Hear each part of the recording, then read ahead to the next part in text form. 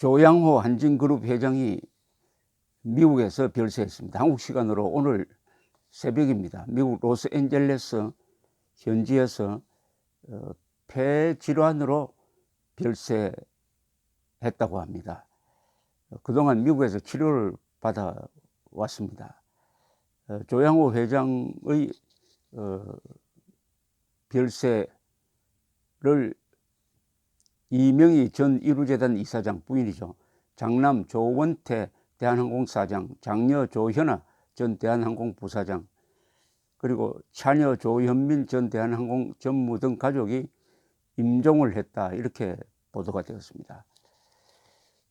조양호 전 이제 고인이 되었습니다만은 대한항공 회장은 가장 최근의 공직이 평창올림픽 유치위원장 및 평창올림픽 조직위원장이었습니다. 평창올림픽 성공에 큰 역할을 한 분입니다. 그리고 최근에 국민연금공단이 주주권을 행사를 해가지고 이사직에서 배제되었던 바로 직후에 별세를 했습니다. 이 조중훈 한진그룹 대한항공 이 회장 창업주입니다만 이분의 장남입니다. 고 조중훈 한진그룹 창업주의 장남인 조양호 전 회장은 고인은 1949년 인천에서 태어났습니다. 인하대학 공과대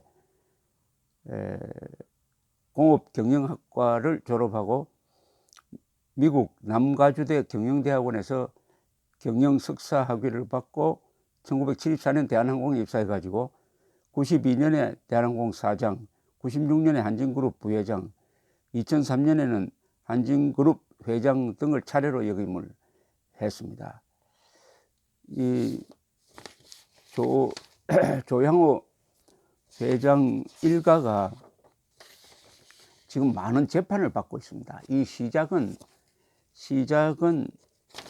몇 년 전에 이 딸 조현아 씨의 문제적 행동이 발단이 되어서 언론이 집중적으로 보도를 하고, 이렇게 되면은 이 수사가 들어가는 게 한국의 이 일종의 습관이 되고 있습니다.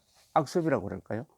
언론에서 집중 보도를 하면은 그것이 여론 재판적 분위기를 만들고 수사가 진행되는데, 이렇게 되면 또 그 측근에서 이 폭로를 많이 하게 됩니다. 그렇게 해가지고 지금 재판을 많이 받고 있습니다. 이 본인뿐만 아니라 부인 그리고 자녀들까지. 이렇게 되니까 아마 투병 생활하면서도 마음이 참 편치 않았을 것이라고 생각을 합니다. 이 발단이 된 이른바 땅콩회항이라는 보도를 했습니다. 언론이 땅콩회항이라는 보도는, 이게 조현아 전 대한항공 부사장이 이 비행기에서 이 땅콩을 점검을 하다가 사무장에게 신경질을 내면서 내리라고 했을 때는 이미 비행기가 이동하고 있었다. 비행기가 활주로를 향해서 가고 있었다. 그것을 땅콩 회항이라고 그랬어요.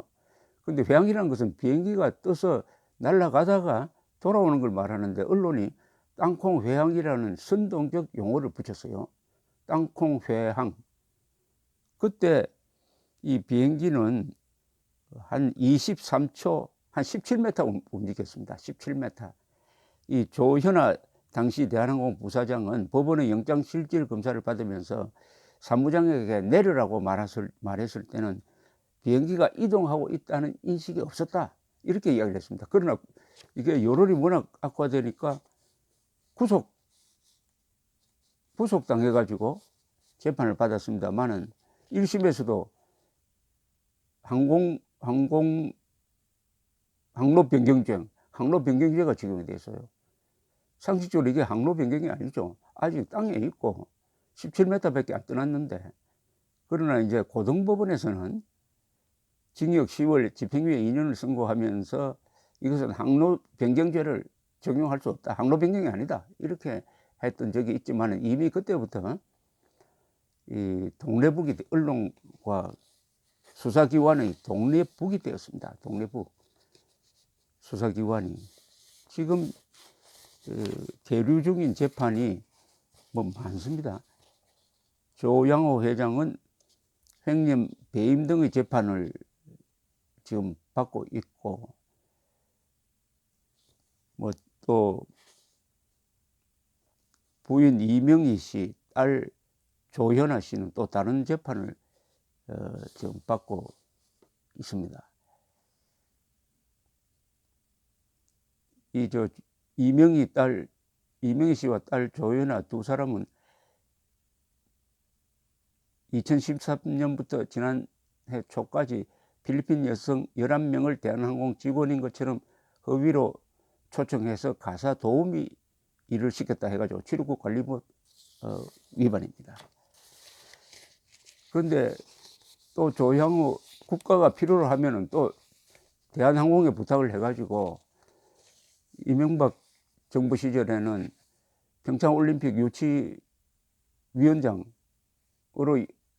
뛰면서 결국 평창올림픽 유치에 성공하도록 했고, 또 조직위원장까지 맡아서 한 2년 동안 고생을 시켰습니다.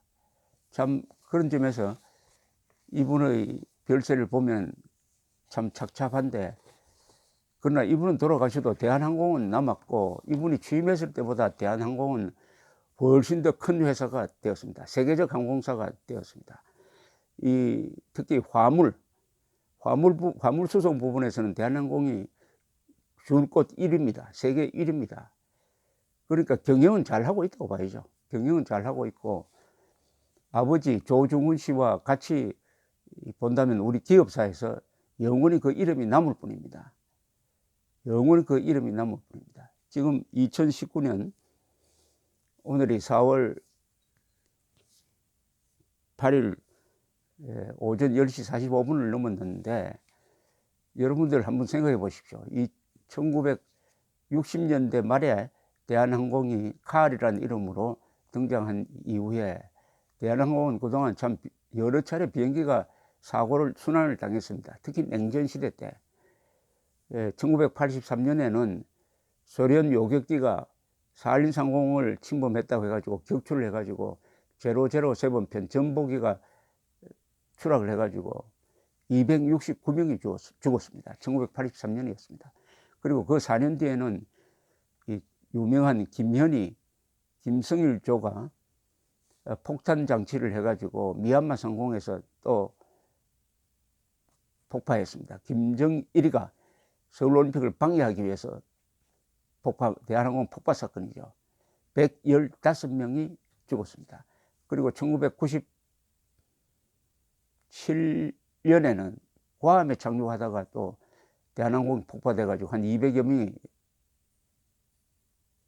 사망했습니다. 그전엔 또 리비아에서 또 추락 사고가 있었고 등등 큰 사건을 많이 낸 항공사지만은 2000년대 이후에는 큰 인명사고가 없습니다.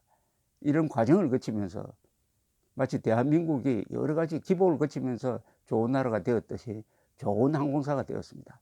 이코노미석은 세계에서 항상 랭킹 1등으로 꼽히고 있습니다. 이런 기업을 만들었고, 더구나 한국 같은 후진국가였죠. 후진국가에서 항공사를 발전시킨다는 것은 매우 어렵습니다. 항공사는 국제적 기준으로 움직이는 회사가 후진된 사회에서 살아남기는 정말 어렵습니다. 그러니까 무리를 할 수밖에 없는 측면도 있는 것이죠.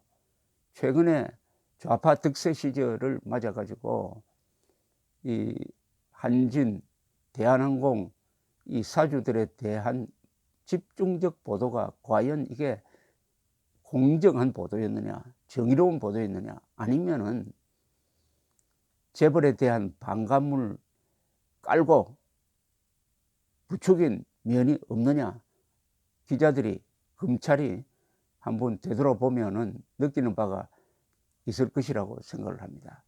한국 같은 반기업 정서가 팽배한 곳에서 기업인이 세계 시장에서 경쟁을 하면서 국내에서 쪼여오는 이 수사망이라든지 이런 언론의 집중 보도를 견디면서 기업을 운영한다는 것이 얼마나 어려운 일인지, 고통스러운 일인지, 더구나 지난 연말부터 폐질환을 앓으면서 불과 몇 주 전에는 국민연금공단이 주주권을 행사를 해가지고 자신을 그 회사에서 몰아내는 것을 지켜본 조양호 회장의 심경이 이해가 갑니다. 기업인의 애국은 무슨 도덕분자처럼 하는 게 아닙니다. 기업인의 애국은 첫째 일자리를 만드는 겁니다. 둘째 회사를 흑자로 돌려가지고 세금을 많이 내는 겁니다. 일자리 만들고 흑자 내면은 그 기업인은 일단 존경을 받아야 됩니다. 기업인에게 도덕성을 너무 많이 요구하는 것도 무리입니다. 그렇다고 명백한 법법 사실을 덮자는 것이 아니라 땅콩 회항 사건처럼 이게 과연 죄가 되느냐?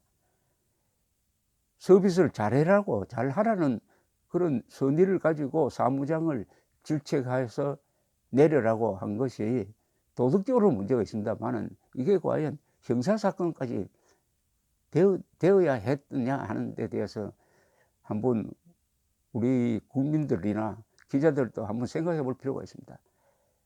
조양호 씨가 이렇게 말년에 불우하게 된 것, 소위 출발점이 바로 땅콩 회항이라는 선동입니다. 결국 선동이었어요. 처칠이 이렇게 이야기를 한 적이 있습니다. 무슨 정치인을 상대로 한 이야기겠지만 어떤 사람이 인기가 떨어졌다고 해서 그 사람을 감옥에 보내는 일을 하는 것은 정말 반문명적이고 수치스러운 일이라 라고 했습니다.